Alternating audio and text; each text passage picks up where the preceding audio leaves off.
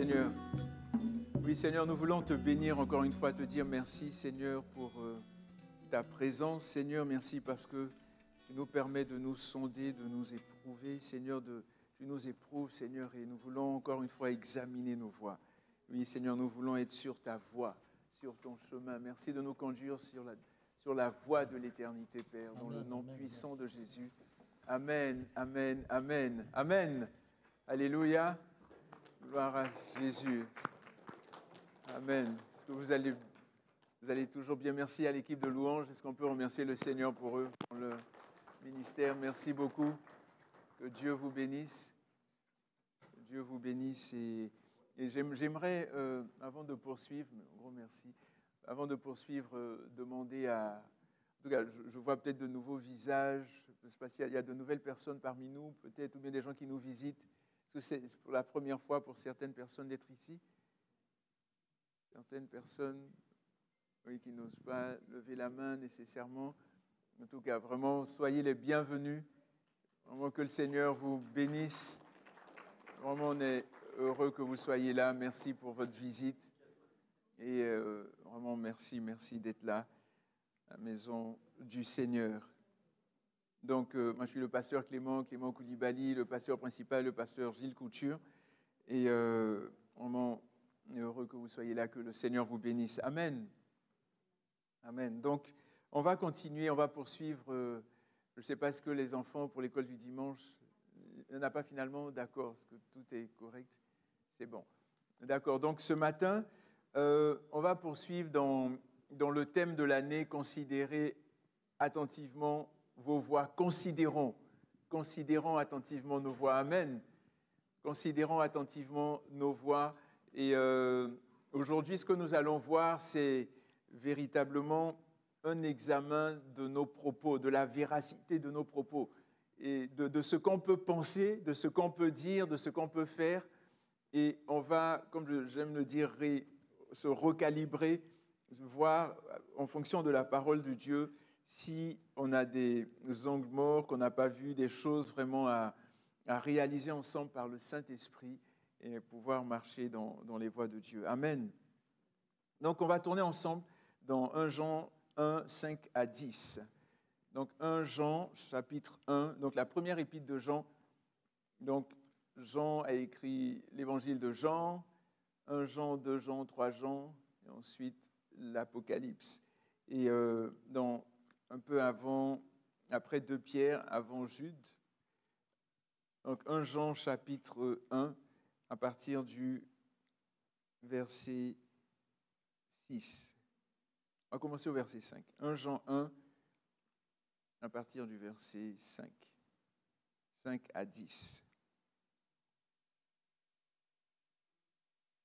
Voici le message que nous avons entendu de lui et que nous vous annonçons. Donc, le message que nous avons entendu de qui? De Dieu, de Jésus. Donc, les disciples, donc Jean qui dit, voici le message qu'on a entendu. Nous vous annonçons, Dieu est lumière, il n'y a pas en lui de ténèbres. Si nous disons que nous sommes en communion avec lui et que nous marchions dans les ténèbres, nous mentons et nous ne pratiquons pas la vérité. Mais si nous marchons dans la lumière comme il est lui-même dans la lumière, nous sommes en communion les uns avec les autres et le sang de Jésus, son Fils, nous purifie de tout péché. Verset 8. Si nous disons que nous n'avons pas de péché, nous nous séduisons nous-mêmes et la vérité n'est pas en nous. Si nous confessons nos péchés, il est fidèle et juste pour nous pardonner nos péchés et nous purifier de toute injustice ou toute iniquité. Si nous disons que nous n'avons pas péché, nous le faisons menteur et sa parole n'est pas en nous. Amen. Est-ce qu'on peut se lever ensemble et confier ce moment-là au Seigneur? Alléluia. Est-ce que tu peux dire, Seigneur, je veux entendre ta voix ce matin. Parle-moi. Je veux pas être insensible à ta parole. Seigneur, que ta parole vraiment pénètre mon cœur et que je puisse la recevoir comme un enfant. Alléluia. Seigneur, merci pour ta parole qui est vivante, qui est puissante, qui est réelle. Seigneur, qui transforme des vies, qui change les cœurs. Merci, Seigneur, mon Dieu, parce qu'il est dit, Seigneur, au commencement était la parole était avec Dieu et la parole était Dieu. Et Seigneur, merci pour ta parole, Seigneur. Oui, merci parce que toute écriture est inspirée de Dieu est utile pour enseigner, pour convaincre, pour corriger, pour instruire dans la justice, afin que l'homme de Dieu soit accompli et propre à toute œuvre bonne. Et Seigneur, que ta parole nous enseigne, que ta parole, ton onction, ton esprit nous inspire, nous dirige, nous conduise, Seigneur, nous amène à te ressembler de plus en plus, Seigneur Jésus. C'est dans le nom de Jésus que nous avons prié. Amen. Alléluia. Vous pouvez vous asseoir. Amen. Donc, on est dans 1 Jean 1, 5 à 10 et je disais, le thème ce matin, c'est vraiment la véracité de nos propos. Ici, nous voyons à plusieurs reprises, si nous disons, dans notre version, si nous prétendons, si nous disons, si nous disons, si nous disons. Et vous savez, dans la vie chrétienne, il y a beaucoup de choses qu'on peut dire, qu'on peut penser, qu'on peut avoir vécues. Mais avant de foncer dans le message, on va d'abord faire une mise en contexte pour savoir où on est, dans quel cadre est-ce que nous sommes, sur quel pied il faut danser. Donc tout d'abord, une mise en contexte de l'épître de Jean. Dans l'épître de Jean, en fait, Jean s'adressait à plusieurs communautés. C'est pour ça que dans ce livre-là, contrairement aux autres épîtres, on va voir qu'il va dire, par exemple, quand il s'adresse aux Philippiens, par exemple, il dit Paul et Silas, excusez-moi, il s'adresse à Paul qui s'adresse aux Philippiens, par exemple, et dans cette épître-là, il va clairement leur dire, il y aura une partie de salutation, vous voyez, il y aura une salutation, et là, il dit, Paul et Timothée, serviteurs de Christ Jésus, à tous les saints en Christ Jésus, qui sont à Philippe, aux évêques et aux diacres, que la grâce et la paix vous soient données de la part de Dieu notre Père. Donc là, il explique à qui est-ce qu'il s'adresse. Et par la suite, à la fin, il va dire, bon, je saluer par exemple Archippe, saluer Tychik, saluer telle et telle personne. Donc on voit clairement à qui il s'adresse. Tandis que dans l'épître de Jean, on voit que là, c'est comme une lettre circulaire et il n'y a pas de destinataire en particulier. Il s'adresse aux chrétiens en général. Et Paul voulait en fait les communautés auxquelles s'adressait Jean. Donc Jean, ici on est dans l'épître de Jean. Jean, en fait, ces communautés-là faisaient face à toutes sortes d'hérésies, toutes sortes de mensonges, toutes sortes d'éléments qui venaient contre la foi. Il y avait toutes sortes d'hérésies, il y avait de faux docteurs ou de faux prophètes, vous voyez, et qui, en fait, ils déformaient le message de l'Évangile. Ces personnes déformaient le message de l'Évangile en s'opposant à Jésus-Christ. En s'opposant à Jésus-Christ, et c'est pour ça que dans cette épître, Paul parle des antichrists. Donc les gens qui sont contre le Christ, parce qu'il y avait des hérésies et les gens s'opposaient au message de l'Évangile. Et donc l'apôtre Jean vient et il annonce clairement des choses qui doivent être, donc il recalibre. Donc il veut vraiment que les choses soient claires. Il dit, voici les voies peut-être dans lesquelles vous pouvez tomber, mais faites attention. Et plus précisément, quel genre d'hérésie est-ce qu'il y avait? Il y avait ce qu'on appelait par exemple le docétisme, donc qui vient de dokeo en grec, qui signifie sembler, quelque chose qui semble. Donc le docétisme, en fait, pour eux, pour les docètes, Jésus n'a que semblé être un homme. Vous voyez, il n'a que semblé être un homme, car pour eux, Dieu ne peut prendre un corps, parce que pour eux, le corps, c'était quelque chose d'impur, c'était quelque chose de mauvais. Et donc, pour eux, ce qu'ils mentionnaient à cette époque-là, c'est que Dieu ne pouvait pas prendre un corps. Donc, pour eux, le corps représente ce qui est mauvais. Ils nient donc l'incarnation de Jésus comme étant le Fils de Dieu. Parce que pour eux, Jésus n'est pas le Fils de Dieu, parce que Dieu est trop pur, Dieu est trop saint. Il ne peut pas s'incarner dans un être humain, dans la chair, parce que la chair, c'est le corps, donc c'est quelque chose de mauvais. Est-ce que vous me suivez jusqu'à présent? Je ne vais pas trop vite, j'espère. Ça va? Un peu vite? Ok, doucement, j'ai ralenti. Ok, très bien. Des fois, je parle vite. Okay. En fait, il y avait un certain Cérinthe. Et ce Cérinthe-là, c'est un des docteurs de ce groupe de docétisme, de docètes. Et Cérinthe, lui, il enseignait quoi précisément? Cérinthe, il disait qu'il y a Christ-Esprit, d'accord? Il y a le Christ qui est Esprit. Et en fait, le Christ-Esprit s'est uni à Jésus-Christ. L'homme, il s'est uni à lui lorsqu'il y a eu le baptême.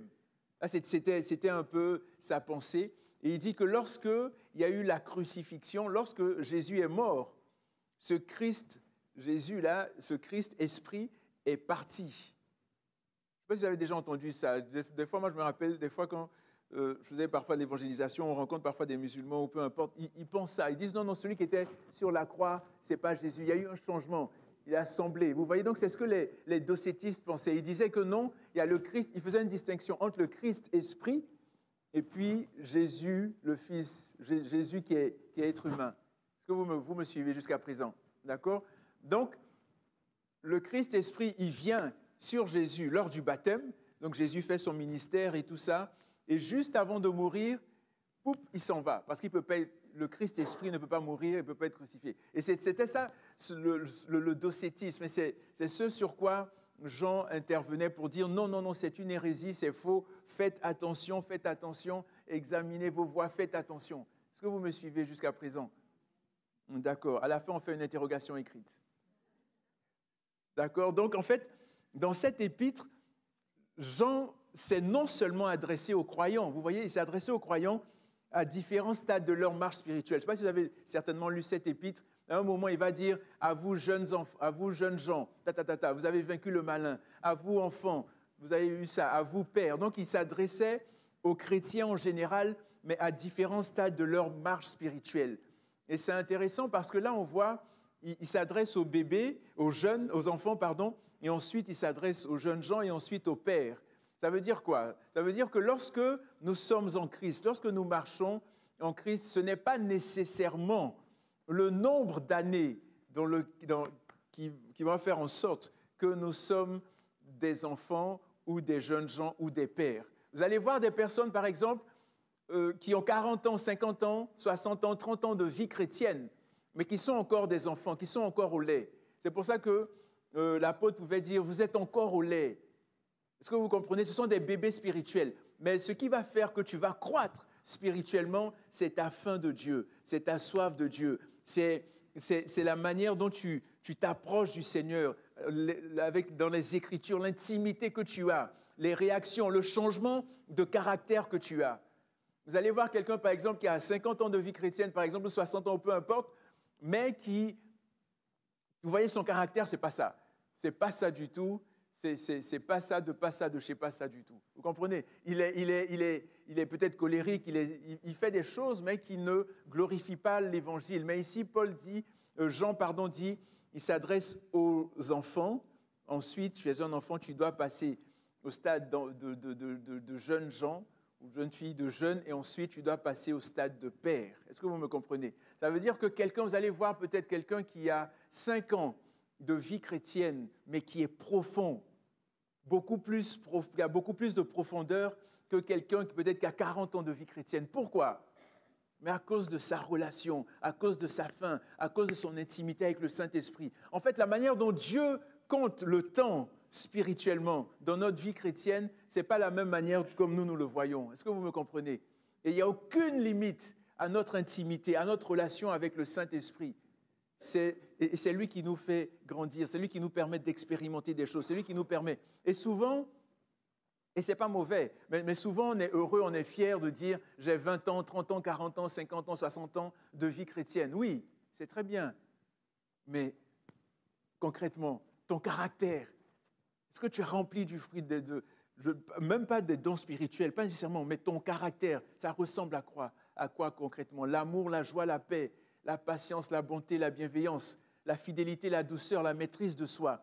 Est-ce que tout cela, on le voit concrètement dans ta vie? Est-ce que lorsque les gens viennent s'asseoir à côté de toi, est-ce qu'ils ont envie de rester? Est-ce qu'ils sont restaurés? Est-ce qu'ils se sentent encouragés? Est-ce qu'ils se sentent relevés ou ils se sentent abattus? Est-ce qu'ils se sentent frappés? Est-ce qu'ils se sentent méprisés, blasés? Est-ce que vous me comprenez ce matin? Donc, on voit ici dans cette épître que l'apôtre Jean parle de notre croissance spirituelle. Il s'adresse à différents groupes, comme je le disais, les enfants, les jeunes et ensuite les pères. Et ce qui est intéressant, c'est que spirituellement, même les femmes sont appelées à être des pères, parce que la manière dont Dieu voit ici la croissance spirituelle, il y a des enfants, on grandit, il y a le père, par exemple, il y a l'Église qui forme une épouse, donc l'Église qui est l'épouse, et Christ qui est l'époux. Donc nous sommes tous des femmes spirituellement parlant. Nous sommes l'épouse de Christ. Est-ce que vous me comprenez ce matin? Amen. Ok, bon, je repars tranquillement. Dans cette épître, comme je l'ai dit, il s'adresse à différentes personnes, donc aux enfants, aux jeunes gens et aux pères, afin de les encourager à s'éloigner du péché.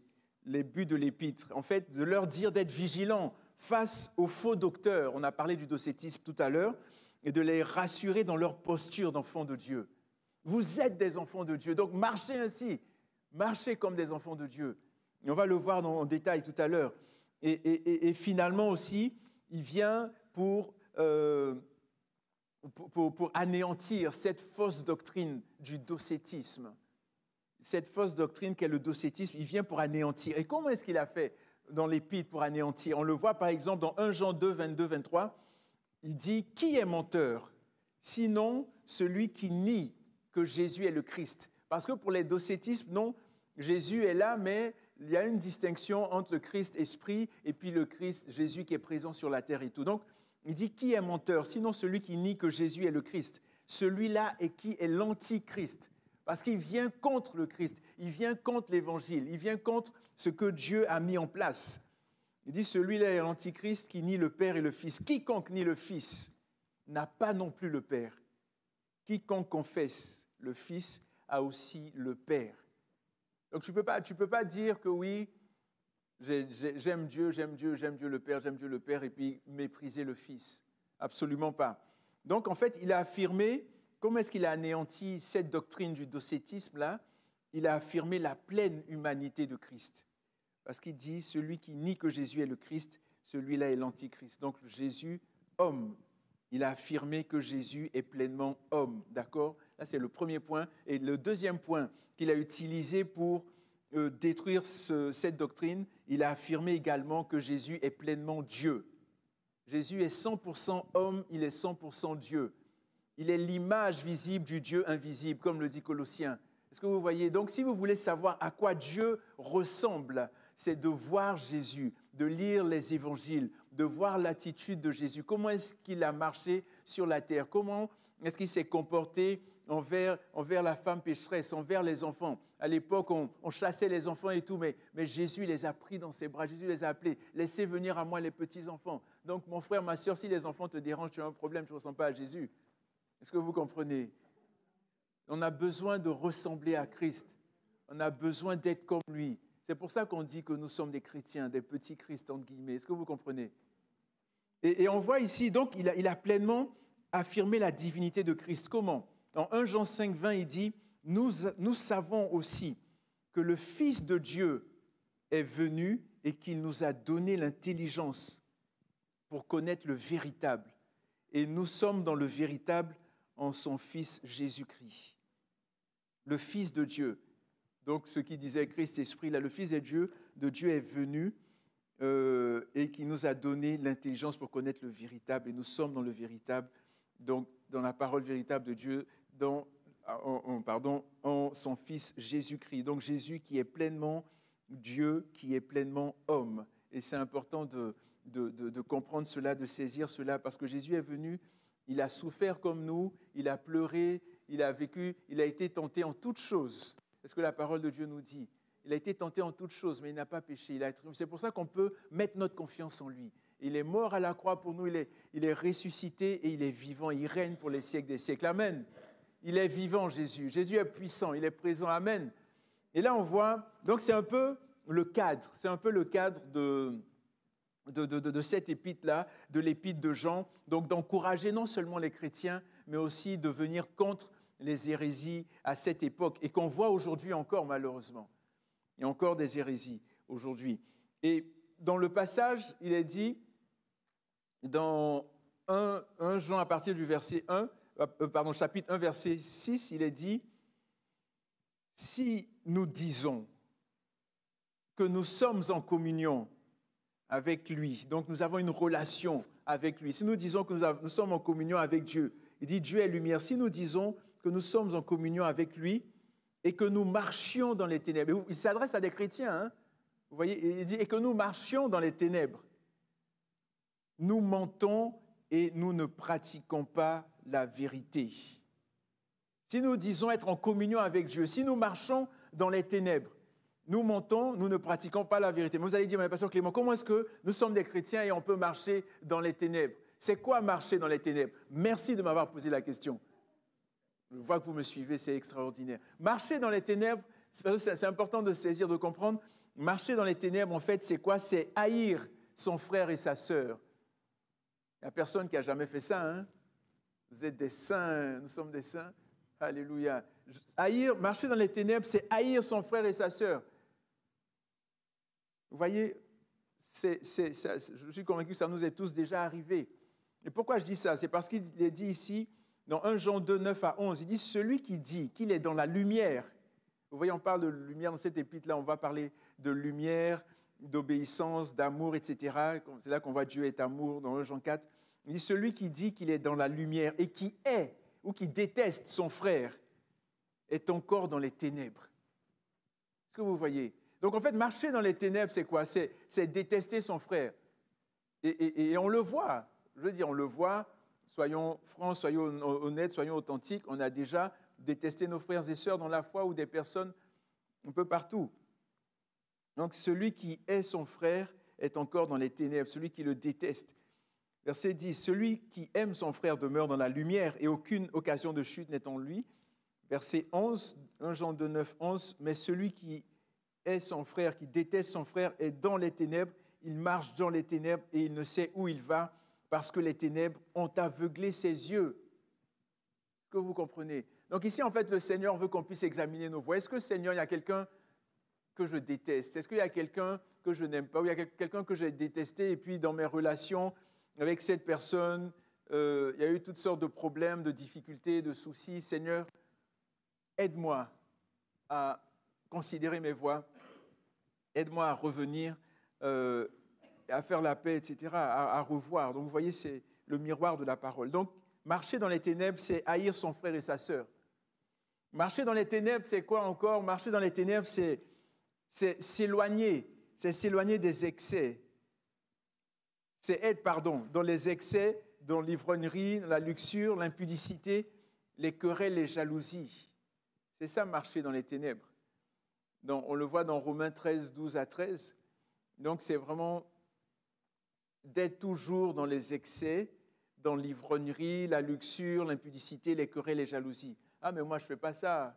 Moi, je ne suis pas dans la pornographie, je ne suis pas dans la fornication, dans ci, dans ça, dans ça. Est-ce que c'est vrai avec tout ce qu'on voit aujourd'hui? Ici, les excès, quand on va un peu plus en profondeur, c'est quoi les excès?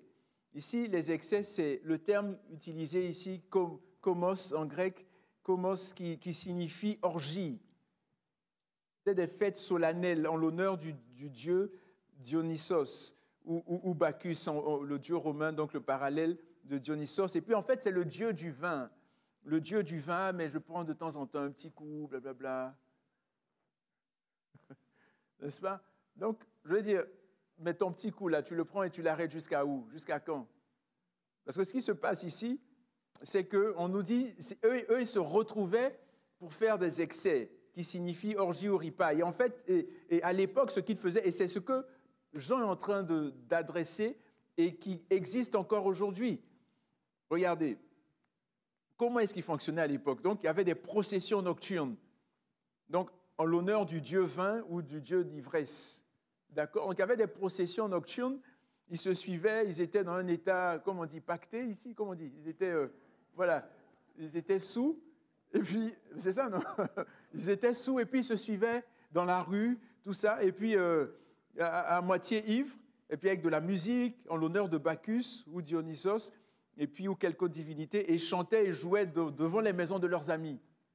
Est-ce que ce serait bien, mon frère Denis, qu'on aille devant ta maison, et puis on chante n'importe quoi? Est-ce que vous comprenez? Donc ils faisaient ça, ils se promenaient comme ça, et puis devant les maisons de leurs amis, pendant toute la nuit, et puis après, ils continuaient à boire, ça se terminait en orgie, toutes sortes de choses vilaines. Mais ici, quand on va voir l'original, c'est là qu'on découvre ce genre de choses, et c'est intéressant. Parce que quand on voit les excès, on va dire, bon, ok, les excès de table, de ci, de ça, mais il y avait vraiment tout un contexte. Et ici, il dit, oui, même si vous êtes des chrétiens, il peut vous arriver, quand on lit par exemple les Corinthiens et tout, il peut vous arriver de tomber dans ce genre de choses-là. Mais sortez de ces choses parce que vous êtes dans les ténèbres en agissant ainsi. La luxure, c'est la dépravation, les plaisirs sexuels immoraux, ce qu'on voit aujourd'hui, l'impudicité, donc la transgression sciemment et sans honte des convenances sociales en matière de sexualité. C'est ce qu'on voit aujourd'hui encore. Aujourd'hui, on est pour l'homosexualité, on est pour le mariage homosexuel, on est pour les transgenres, on est pour ci, pour ça, pour ça, pour ci. Et le mal devient bien, le bien devient mal. Et faisons attention. Donc, je récapitule. Si nous disons être en communion avec Dieu, et si nous marchons dans les ténèbres, nous mentons, nous ne pratiquons pas la vérité. Marcher dans les ténèbres, c'est haïr son frère et sa sœur. Marcher dans les ténèbres, c'est être dans les excès, dans l'ivrognerie, la luxure, l'impudicité, les querelles, les jalousies. Es-tu jaloux ou jalouse de ton frère ou de ta sœur? Tu marches dans les ténèbres. Est-ce que je suis jaloux de mon frère, de ma sœur? Je suis dans les ténèbres. Donc, vraiment, faisons attention. Encore un autre élément, marcher dans les ténèbres, c'est quoi? C'est tolérer, c'est accepter, c'est tolérer nos aspirations, nos désirs charnels. C'est pour ça que dans Colossiens 3, 5, 10, l'apôtre Paul pouvait dire, il dit, faites donc mourir en vous ce qui est terrestre, votre nature terrestre. Oui, on est chrétien, ça fait 5 ans, 10 ans, 20 ans, 30 ans, 50 ans, peu importe le nombre d'années, mais notre nature terrestre.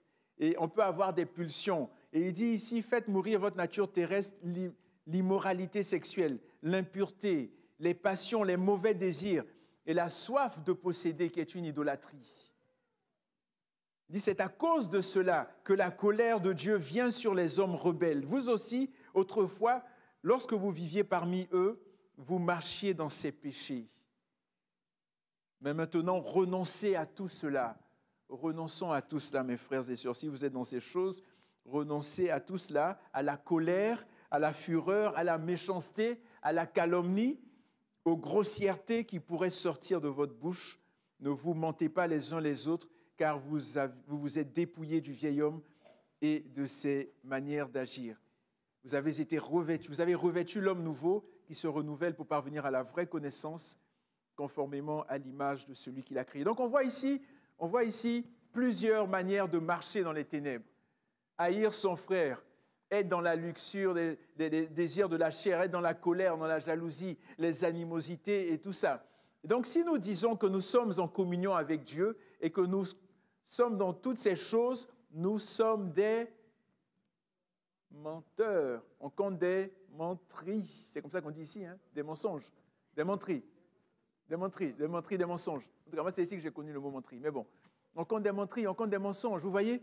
Donc, faisons attention. C'est pour examiner nos voies. On va dire, parce que souvent, c'est facile de dire, je ne suis pas dans ces choses. Mais qu'est-ce que tu regardes sur Internet? Et puis, boum, quelque chose apparaît. Et puis, est-ce que tu fermes tout de suite?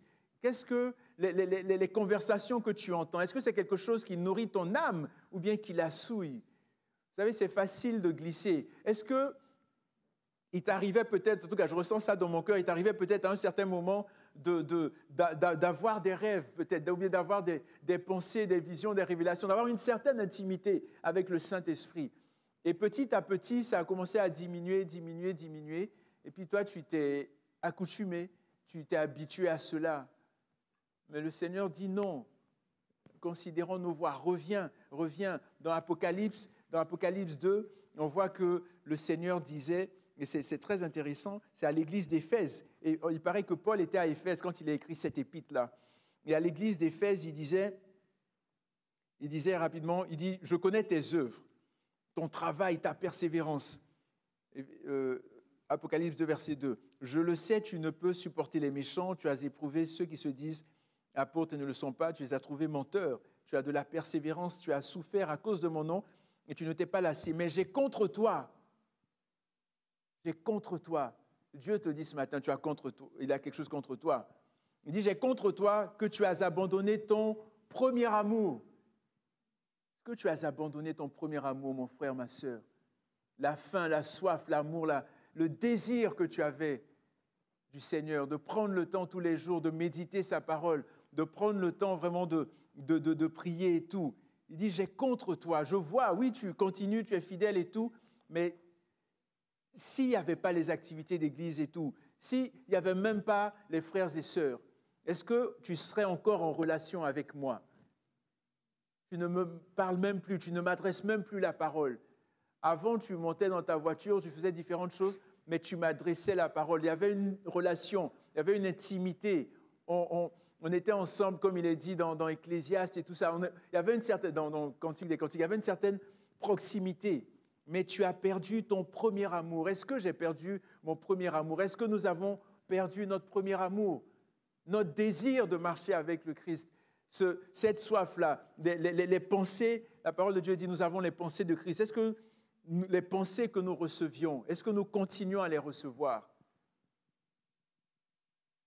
Et là, le Seigneur qui est tellement bon, oui, il nous met sur le droit chemin, il nous dit ce qu'on a fait de mal, mais là, il nous explique comment faire.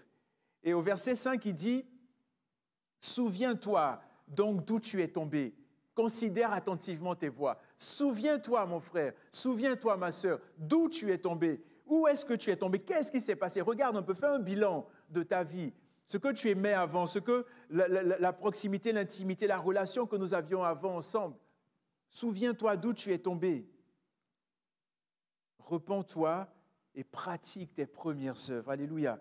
Sinon, je viendrai à toi et j'écarterai ton chandelier de sa place, à moins que tu ne te repentes. » Le Seigneur nous invite, bien-aimés, à examiner nos voies, à considérer nos voies, à nous rappeler nos premières œuvres, à nous rappeler notre désir, notre faim que nous avions auparavant et de revenir. Et ses bras sont grands ouverts. C'est comme lorsque comment dirais-je, le père du fils prodigue, donc le fils qui dépensait tout son argent et tout ça, vous savez, c'est vraiment une image de Dieu. Et on voit, par exemple, ici, on voit que le père, il était là, et puis tous les matins, il montait, et puis il dit, « Ouais, mon fils, est-ce qu'il est là ?» Même si le fils l'avait méprisé, il regarde, est-ce qu'il est en train d'arriver?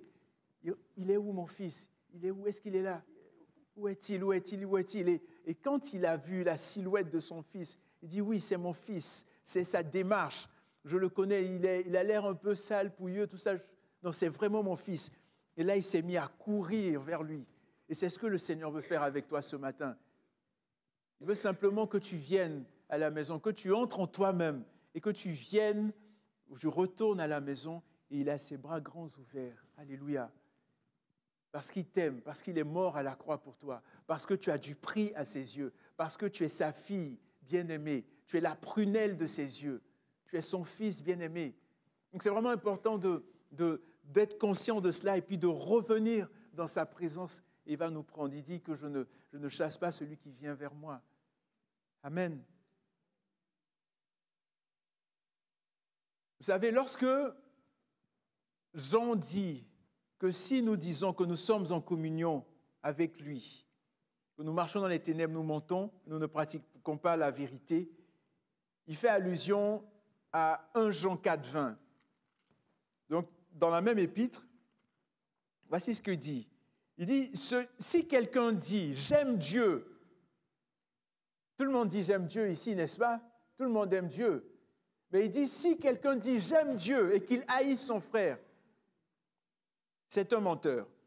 Car celui qui n'aime pas son frère qu'il voit, comment peut-il aimer Dieu qu'il ne voit pas? Expliquez-moi ça. Tu n'aimes pas, tu m'aimes pas, tu n'aimes pas mon visage, ma face, peut-être peu importe. Ça, c'est ton problème. Mais moi, je t'aime. Alléluia. Je veux dire, tu vois ton frère, ou bien entre nous, tu n'aimes pas ton frère que tu vois. Mais comment est-ce que tu peux dire que tu aimes Dieu? Tu es un menteur. Tu te trompes, tu te séduis, tu te blagues, etc. C'est faux.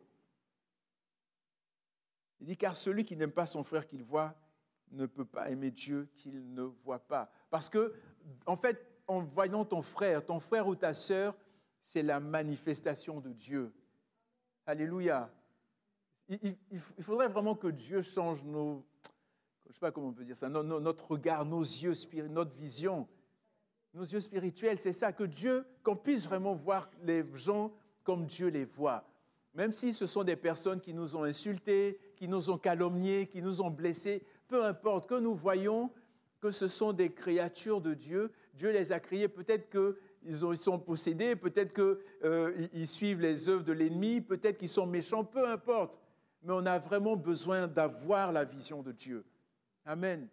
Et de pouvoir voir nos frères et sœurs comme le Seigneur les voit. Donc c'est important de prier. Lorsque nous prions, dis Seigneur, donne-moi, la parole déclare dans 1 Corinthiens, nous avons la pensée de Christ. Seigneur, donne-moi d'avoir tes pensées véritablement, de voir mes frères et sœurs comme tu les vois, les gens dans la rue, peu importe, de les aimer comme tu les aimes. Mets de la compassion, mets de l'amour en moi, Seigneur. Et s'il y a eu des blessures dans mon cœur et tout, guéris-moi, j'ai besoin de toi.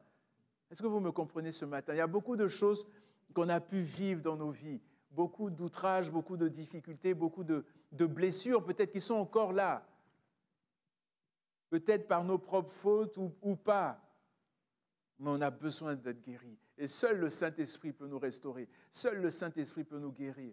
Et c'est vraiment important de venir au pied de la croix, comme on le chante souvent, et de dire, Seigneur, me voici devant toi, j'ai besoin de toi. Amen. Alléluia. Ce qui est intéressant, c'est que Dieu balance les choses. Dieu, c'est un Dieu d'équilibre. Vous voyez, il dit au verset 6, si nous disons que nous sommes en communion avec le Christ et que nous n'aimons pas nos frères, nous sommes dans les ténèbres. C'est ça, avec lui que nous marchons dans les ténèbres, nous mentons, nous ne pratiquons pas la vérité. Pardon. Mais au verset 7, donc le Seigneur vient contrebalancer. Inspiré par le Seigneur, Jean dit, mais si nous marchons dans la lumière, alléluia, si nous marchons dans la lumière, si nous disons être en communion et que nous marchons dans la lumière cette fois, parce que là on marchait dans les ténèbres d'un côté, on a vu c'était quoi marcher dans les ténèbres, il dit maintenant si nous marchons dans la lumière, nous sommes en communion les uns avec les autres. Vous voyez l'importance d'être ensemble, l'importance de ne pas être tout seul, mais l'importance d'être en communion les uns avec les autres, l'importance d'être ensemble. Il dit, et qu'est-ce qui se passe? Le sang de Jésus nous purifie de tout péché. Pas de 1, 2, 3, 4, 5 péchés, mais de tous les péchés. Le sang de Jésus. Pourquoi? Parce que nous, on dit être en communion, mais on marche véritablement dans la lumière. Et on a vu comment marcher dans la lumière, c'est en fuyant tout ce qu'on a cité tout à l'heure. Et en marchant avec Jésus, en fuyant l'immoralité, la critique, les calomnies, toutes ces choses-là. Et marcher dans la lumière, c'est quoi plus précisément? Marcher dans la lumière, c'est quoi? C'est suivre véritablement Jésus. Suivre véritablement Jésus, ça veut dire quoi? On voit par exemple Jésus qui dit dans Jean 8, 12, Jésus dit, « Je suis la lumière du monde. Celui qui me suit ne marchera pas dans les ténèbres, mais il aura la lumière de la vie. » Donc celui qui me suit, est-ce que tu suis Jésus? Bien, est-ce que tu es un chrétien, mais tu ne suis pas Jésus? Est-ce que tu es juste de nom? Il dit, celui qui me suit ne marchera pas dans les ténèbres. Comment se fait-il qu'on suit Jésus ou qu'on dit être chrétien et on marche dans les ténèbres, ou bien on est dans les ténèbres, nos vies sont chaotiques et tout? Oui, on peut avoir des épreuves comme Job et tout ça, mais même dans les épreuves, on nous dit que Job n'a jamais maudit Dieu, même dans la souffrance. Ça veut dire qu'il était toujours dans la lumière malgré cela. Est-ce que vous me comprenez? Donc marcher dans la lumière, c'est suivre véritablement Jésus. Et Jésus aussi pouvait dire la lumière. Il a dit à ses apôtres dans Jean 12, 35, il dit « La lumière est encore pour un peu de temps au milieu de vous. Marchez pendant que vous avez la lumière. » Il parlait de lui. Marchez pendant que vous avez la lumière afin que les ténèbres ne vous surprennent point. Celui qui marche dans les ténèbres ne sait où il va. Vous voyez, et là on va dire, il parlait aux apôtres, mais il nous parle à nous aussi. Parce que Jésus est le même hier, aujourd'hui, éternellement. Ce qu'il a dit aux apôtres, c'est pour nous aussi, c'est à nous qu'il s'adresse. Il dit, la lumière est encore pour un peu de temps au milieu de vous. Nous sommes le temple du Saint-Esprit. Le Saint-Esprit est encore là. Il est au milieu de nous. Il est présent. Il est en nous. Marchez dans la lumière. Il dit, marchez, la lumière est encore là pour un peu de temps. Quand on va partir, on va mourir ou l'enlèvement, il n'y aura plus nécessairement la lumière. On a demandé aux spécialistes, mon frère bien-aimé, la fin des temps, et tout ça, il va bien vous détailler cela. Vous voyez? Mais en fait, marchez dans la lumière afin que les ténèbres ne vous surprennent point. Christ est toujours là. Le Saint-Esprit est toujours sur la terre. Il est toujours présent. Et marcher dans la lumière, donc c'est suivre véritablement Christ, mais c'est également être conscient de notre identité. Identité. Notre identité. Quelle est ton identité? Matthieu 5, 14, Jésus dit, vous êtes la La lumière, tu es une lumière. Je ne sais pas si tu as réalisé ça. Là où tu es, tu dois éclairer.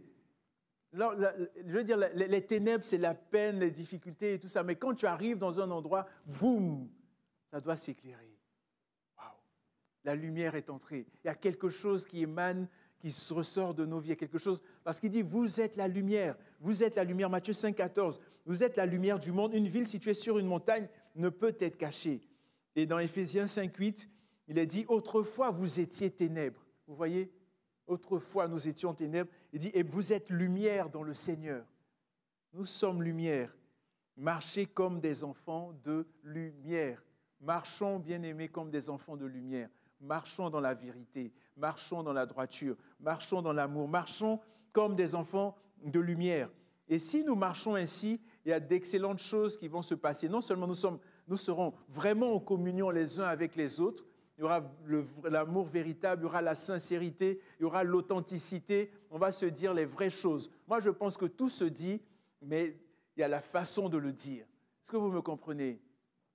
Non, donc c'est important de se parler, c'est important de se dire les vraies choses pour la gloire de Dieu, pour marcher toujours dans la lumière, ne pas garder des choses dans nos cœurs, et puis après c'est la rancune, l'amertume, il y a des choses qui se passent, et quand on voit le frère ou la sœur, on a le visage serré, on est fâché et tout. Non, c'est important vraiment de marcher dans la lumière.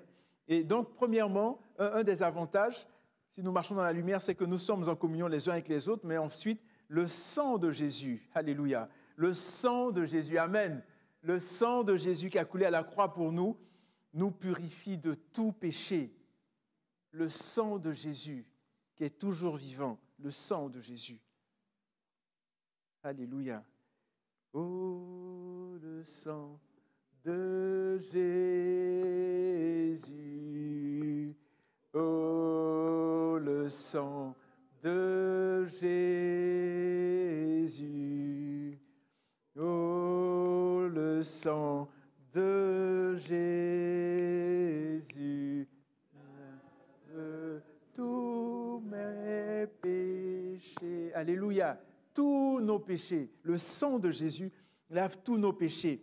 Et il dit, le sang de Jésus nous purifie de tout péché. Et c'est intéressant ici, kapharizo. Donc, la purification. Ici, ce terme-là de kapharizo qui vient purifier, en fait, signifie rendre propre, nettoyer. Donc, le sang de Jésus nous nettoie, nous rend propre, ôte les péchés. C'est pour ça que Jean-Baptiste pouvait dire, voici l'agneau de Dieu qui ôte les péchés du monde, alléluia, qui enlève, qui ôte le sang de Jésus. Il n'y a pas n'importe quel sang.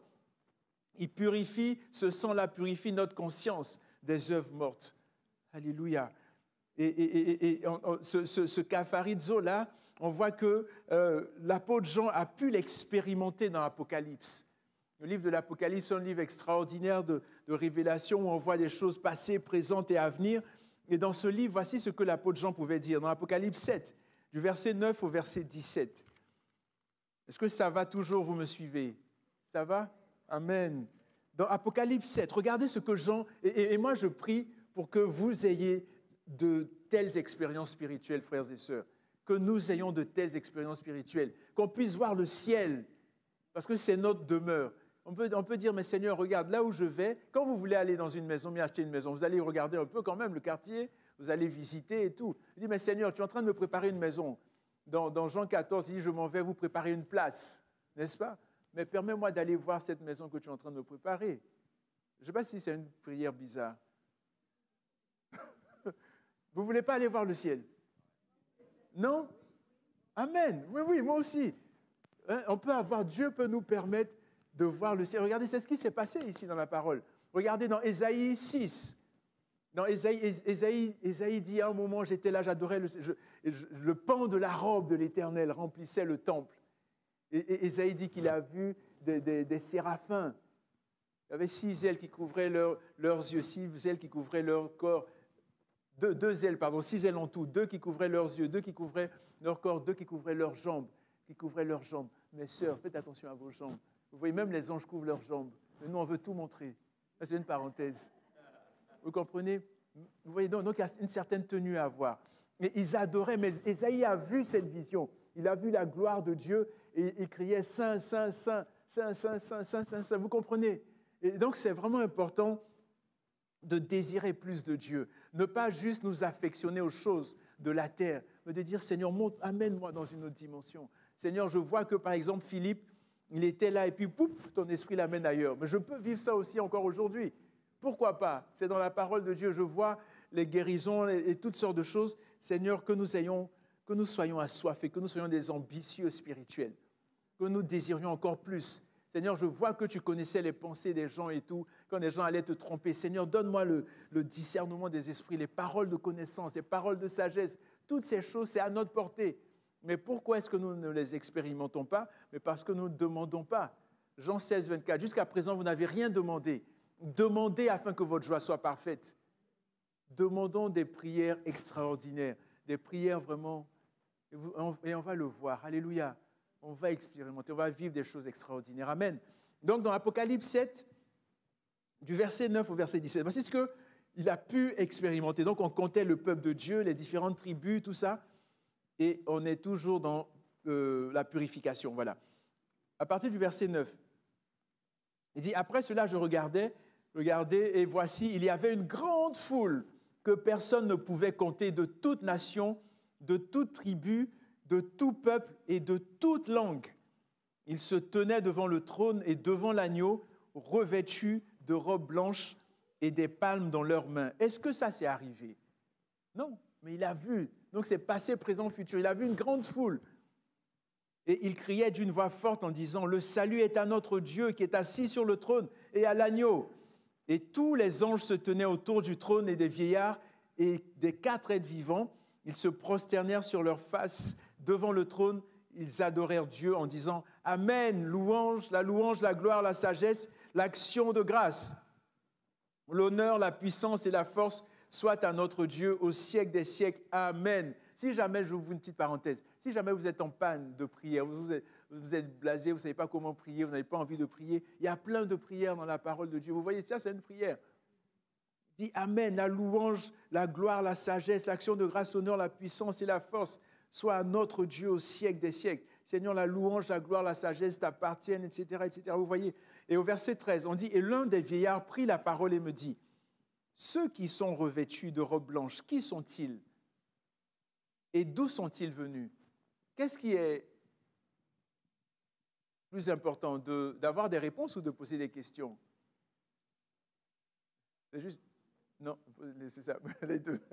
C'est important d'être curieux en fait. Vous voyez, c'est important. Le Seigneur veut qu'on soit curieux. Lorsqu'on lit la parole de Dieu, lorsqu'on médite, d'essayer de comprendre. Mais Seigneur, qu'est-ce que ça signifie? Qu'est-ce que ça veut dire et tout? Et on voit souvent qu'il y a un ange qui vient, qui pose des questions. Que penses-tu, Élisée? Que penses-tu de ça, etc. Il dit, ah mais Seigneur, toi tu le sais. Et ici, c'est quelque chose ainsi qui se passe. Verset 13, l'un des vieillards prit la parole et me dit, ceux qui sont revêtus de robes blanches, qui sont-ils et d'où sont-ils venus?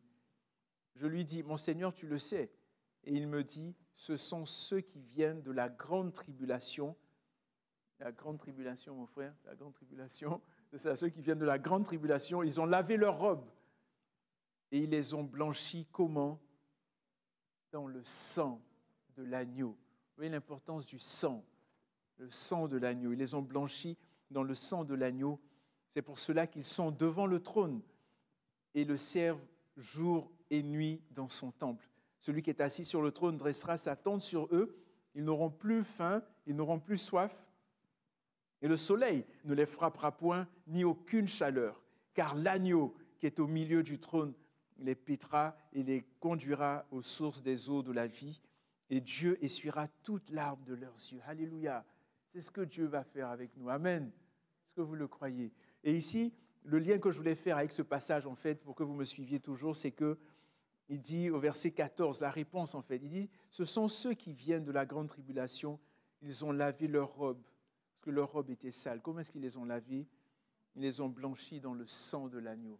Kapharizo, ôter le péché, nettoyer, blanchir. Amen. Le deuxième point rapidement que je voulais voir avec vous, c'est... Oh là là, c'est déjà midi. On continue un petit peu rapidement. Ok. Le deuxième point rapidement que je voulais voir avec vous, c'est que si nous disons être sans péché, nous nous séduisons nous-mêmes. La vérité n'est pas en nous. Nous faisons de Dieu un menteur. La parole de Dieu n'est pas en nous. En fait, ici, quand il parle de se séduire soi-même, en fait, c'est se tromper soi-même, se conter des menteries, comme on dit au Québec, des mensonges. On dit c'est se faire des illusions, se dire qu'on va faire une chose tout en sachant qu'on ne la fera pas. Donc, on dit qu'on n'a pas de péché. Est-ce que vous vous êtes déjà dit ça, que vous n'avez pas de péché? Non, hein? Personne? Non? Ok, vous avez des péchés. Ah, je pensais que vous n'en aviez pas. Oh là là, c'est terrible ça. Vous avez des péchés et puis vous êtes ici. Aïe, aïe, aïe. Non, je plaisante. Regardez, écoutez, ce qui est dit ici, c'est que le Seigneur nous dit, par son serviteur, parce qu'il y en a qui disaient ça en fait. Vous voyez, si je vous remets dans le contexte du livre, comme j'ai parlé au début et tout, il y en a qui disaient, et c'est là qu'on a vu plus tard les cathares. Je ne sais pas si vous avez entendu parler des cathares. Les cathares, je veux vous encourager à lire, à vous documenter tout ça. Les cathares, en fait, ce sont des gens qui, à un moment, ils se disent chrétiens et ils ont décidé de ne pas se marier. Pour eux, le mariage, c'est mauvais et tout ça parce que c'est la chair. Ils ont décidé de vivre de façon austère et tout. Mais tout ça vient de ce docétisme, donc le gnoxisme. Donc, la gnose, en fait, ils avaient la connaissance. Donc, pour eux, tout ça, c'était mauvais. Et pour eux, à un moment, ils disent, non, nous n'avons pas de péché. Donc, ils savaient qu'il y avait des gens qui proclamaient cela. Ils disaient, non, faites attention. Il y a des gens qui peuvent vous éloigner de la foi. Donc, il dit, si nous disons, et il s'incluait, si nous disons que nous n'avons pas de péché, nous nous séduisons nous-mêmes. Et la vérité n'est pas en nous. D'accord? Et par la suite, au verset 10, il dit, si nous disons que nous n'avons pas péché, nous le faisons menteur. Donc, nous faisons Dieu menteur et sa parole n'est pas en nous. En fait, ici, le verbe pour se séduire, c'est le verbe planao qui signifie s'égarer, amener à s'égarer, conduire hors du chemin. Donc, c'est vraiment d'égarer les gens et de s'égarer soi-même. Et comment est-ce que nous faisons de Dieu un menteur? Il dit parce que nous faisons de Dieu un menteur. En fait, de Dieu un menteur parce qu'il est dit dans la parole, dans Ésaïe 53, 6, nous étions tous errants comme des brebis. Chacun suivait sa propre voie. Et l'Éternel a fait retomber sur lui l'iniquité de nous tous, sur Jésus. Chacun suivait sa propre voie. Et dans Romains 3, 10, il n'y a pas un seul, il n'y a point de juste, pas même un seul. Et vous osez dire que nous n'avons pas péché. Romains 3, 23, 24, car tous ont péché et sont privés de la gloire de Dieu. Tous ont péché et sont privés de la gloire de Dieu. Ils sont gratuitement justifiés par sa grâce, par le moyen de la rédemption. Vous voyez donc, tous ont péché. Personne ne peut dire qu'il n'a jamais péché. Il y en a même qui sont en train de pécher actuellement. Ils disent qu'il s'arrête celui-là. J'ai faim. C'est pas vrai? Il y en a qui pensent comme ça actuellement au lieu d'être concentrés. Mais bon, c'est pas grave. On continue. Amen. C'est vraiment important comment dirais-je, d'examiner nos voies encore une fois. La parole de Dieu n'est pas en nous parce que nous ne faisons pas ce que Dieu nous demande de faire. Jean 14, 21. Celui qui a mes paroles et qui les garde, c'est celui qui m'aime. Celui qui m'aime sera aimé de mon Père, je l'aimerai, je me ferai connaître à lui. Celui qui a mes paroles et qui les garde. Gardez la parole de Dieu. Dernier point rapidement. Il est midi 5, dernier point. Si nous confessons nos péchés, Dieu est fidèle et juste pour nous les pardonner et pour nous purifier de toute iniquité, de toute injustice. C'est vraiment intéressant ici, quand on dit si nous confessons nos péchés. Souvent, l'image qu'on a de la confession, c'est d'aller voir un prêtre, par exemple, ou bien de demander pardon à un frère ou à une sœur, de se confesser, de dire voici ce que je t'ai fait, je te demande pardon et tout. Non, mais ce n'est pas juste ça, la confession. En fait, le terme qui est utilisé ici pour confession, c'est homologueo, d'où vient le mot homologue. Quand on dit, par exemple, il a rencontré son homologue, le président a rencontré son homologue, ou le Premier ministre, ou le ministre des Affaires étrangères a rencontré son homologue, donc ça veut dire son vis-à-vis, quelqu'un qui a le même rôle, son équivalent. Donc ici, quand on parle de homologueo, donc celui qui confesse, donc c'est dans 1 Jean 1, 9, 1 Jean 1, 9, et nous confessons nos péchés, il est fidèle et juste pour nous les pardonner en fait, ici, cette confession-là, c'est dire la même chose, en fait. Ça signifie dire la même chose qu'un autre. C'est être en accord, consentir à ce que l'autre dit. Donc, on se met d'accord qu'on n'est pas d'accord, par exemple. Et puis, chacun prend son chemin. Ça ne donne rien de se battre, de se bagarrer et tout. On se met d'accord qu'on n'est pas d'accord. Toi, tu penses comme ça. Moi, je pense comme ça. On se met d'accord qu'on n'est pas d'accord et on avance. Moi, je pense que c'est une question de maturité. Plutôt que d'être là, de gna gna gna gna gna gna, blablabla. Ouais, comme dit M. Vio aime dire. Vous voyez, non. Ouais, c'est ouais qui dit pas ouais. Excusez-moi. Donc, vous voyez, c'est important vraiment de homoloieo, ça veut dire la même chose que la parole de Dieu. Quand il dit si nous confessons nos péchés, ça veut dire qu'il y a le sens, oui, de prophétie aussi. Il y a différents sens de ce mot-là. C'est vraiment riche. Il y a le premier sens, c'est dire la même chose qu'un autre, c'est-à-dire être en accord, consentir. Il y a un autre sens qui est de concéder, donc ne pas refuser, promettre, ne pas nier. Donc avouer, déclarer, confesser, c'est dire admettre ou se déclarer coupable de ce dont on nous a accusé, un autre nous a accusé. Le troisième sens, c'est professer, faire profession ouvertement, ou bien parler librement. Et le quatrième sens, c'est louer, célébrer. Donc quand on voit par exemple Romains 19, si tu confesses de ta bouche le Seigneur Jésus, et si tu crois dans ton cœur que Dieu l'a ressuscité des morts, tu seras sauvé. Donc tu homoloieo, tu confesses, tu dis la même chose que quelqu'un, tu dis la même chose que Dieu, tu confesses de ta bouche quoi? Qu'est-ce que tu confesses? Que Jésus est Seigneur. Si tu confesses, si tu le dis, ce n'est pas juste dans ton cœur, mais il faut que tu puisses le dire de ta bouche. Et tu confesses, donc on a ce terme-là, donc homoloieo, donc de ta bouche le Seigneur Jésus. Et si tu crois dans ton cœur que Dieu a ressuscité des morts, tu seras sauvé. Il dit, car c'est en croyant du cœur qu'on parvient à la justice, c'est en confessant, donc homoloieo, de la bouche qu'on parvient au salut. Le même terme est utilisé aussi en Matthieu 10, 32. Il dit, c'est pourquoi quiconque me confessera devant les hommes, je le confesserai devant mon Père. Donc je confesse, je n'ai pas honte de Jésus. Je n'ai pas honte de dire que l'homosexualité c'est un péché. Je n'ai pas honte de dire, peu importe ce qui va se passer, non, toi je t'ai vu, tu t'appelles, je sais pas moi, je vais donner un nom comme ça, tu t'appelles François, et aujourd'hui tu veux qu'on t'appelle Françoise. Je n'ai pas honte de dire non, je ne suis pas d'accord avec toi. Ça, c'est mon opinion et tout. Tu fais ce que tu veux. Non, mais je ne suis pas d'accord, je n'accepte pas. Et il faut confesser, il faut s'exprimer, ne pas avoir peur de s'exprimer. Comme je dis, on dit les choses, mais on le dit de la bonne façon. Je ne suis pas obligé d'accepter ta vie de luxure ou de licence ou de quoi que ce soit. Je m'exprime et puis j'assume ce que je dis et puis j'avance. Est-ce que vous comprenez ce que je dis? Donc ici, c'est ce à quoi le Seigneur nous invite aussi. Il dit de confesser sa parole, de confesser ses principes, de confesser nos péchés pour avancer avec lui, de confesser. Il y a différents aspects de confession. Regardez par exemple, lorsque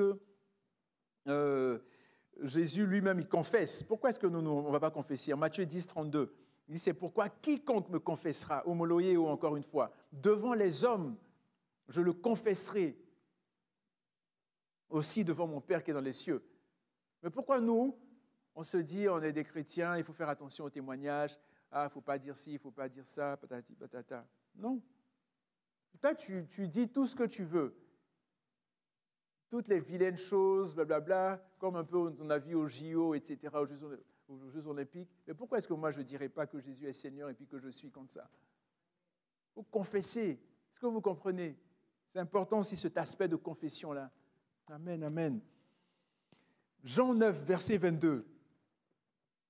Ses parents dirent, Jean 9, c'est lorsque, dans Jean chapitre 9, on a l'aveugle de naissance. Jésus l'a guéri, et cet aveugle de naissance-là a été interrogé par les pharisiens, et à un moment, on a interrogé les parents, on a fait venir les parents pour dire, est-ce que c'est vraiment votre fils? Et là, on nous dit, ses parents dirent cela, les parents disent, non, oui, c'est notre fils, mais on ne sait pas ce qui est arrivé, pourtant ils savaient clairement ce qui était arrivé, ils avaient honte. On dit, ses parents dirent cela parce qu'ils craignaient les Juifs, car les Juifs étaient déjà convenus que si quelqu'un reconnaissait, encore une fois, homoloieo, confesser, reconnaître, appuyer, s'il reconnaissait Jésus pour le Christ, il serait exclu de la synagogue. Est-ce qu'on aime la gloire de Dieu ou on aime la gloire des hommes? Est-ce que lorsque nous sommes avec nos amis, on a honte de dire qu'eux, ils vont dire « Oui, moi j'ai été à la plage, j'ai fait ceci, j'ai fait cela. » Et est-ce que nous, on a honte de dire « Moi j'ai été dimanche au culte, à l'assemblée, j'étais avec mes frères et c'était extraordinaire, on a vu la gloire de Dieu, ou bien on a été béni, ou bien on a été encouragé, ou peu importe. » Pourquoi est-ce que les gens peuvent dire tout, et nous, on fait profil bas? Ah non, il faut faire attention, il ne faut pas trop parler. Ah, le témoignage, il faut avoir un bon témoignage et tout.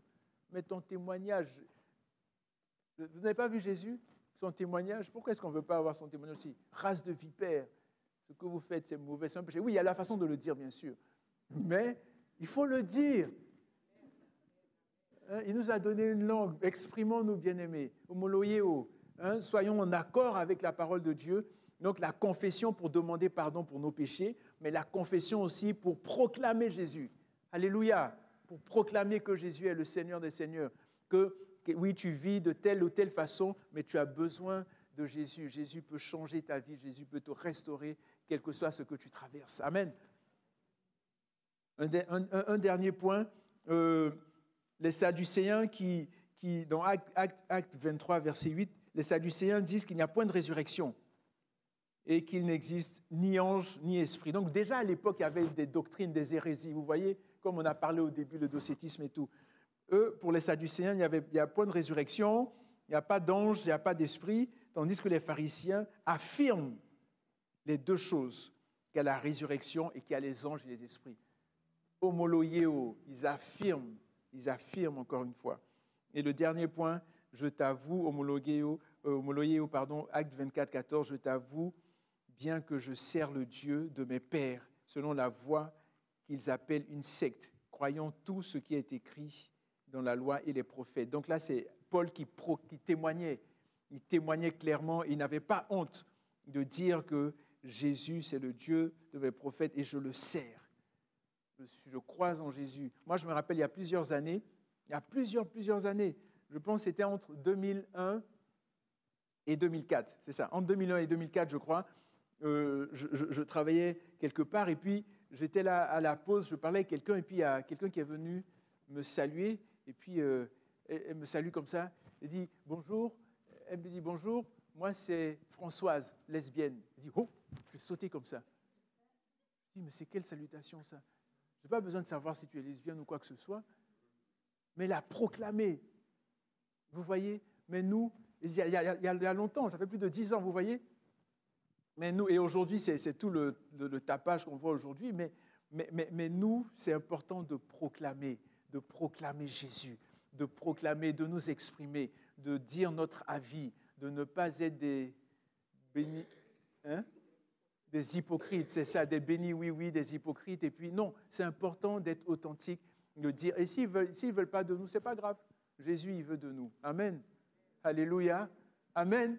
Alléluia. Donc, est-ce qu'on peut se lever ensemble et puis remercier le Seigneur pour sa parole et puis vraiment, alléluia. Seigneur, nous voulons te bénir, te rendre grâce, te dire merci parce que tu nous as permis encore une fois d'examiner nos voies, de considérer nos voies dans les choses que nous pouvons dire, dans les choses que nous avons peut-être crues, que nous avons acquises tout au long de notre vie chrétienne jusqu'à présent, Père. Et Seigneur, nous prions que tu nous aides vraiment à voir la vérité, à peut-être ne pas prétendre des choses qui ne sont pas exactes, mais vraiment à venir à tes pieds afin que tu fasses ton œuvre dans chacune de nos vies. C'est dans le nom de Jésus que nous avons prié. Merci de bénir mes frères et sœurs, de les raccompagner, Seigneur. Nous te confions la semaine à venir et donne-nous, Seigneur, d'être encore plus à tes pieds et de t'aimer et de proclamer ton saint nom dans le nom de Jésus. Amen.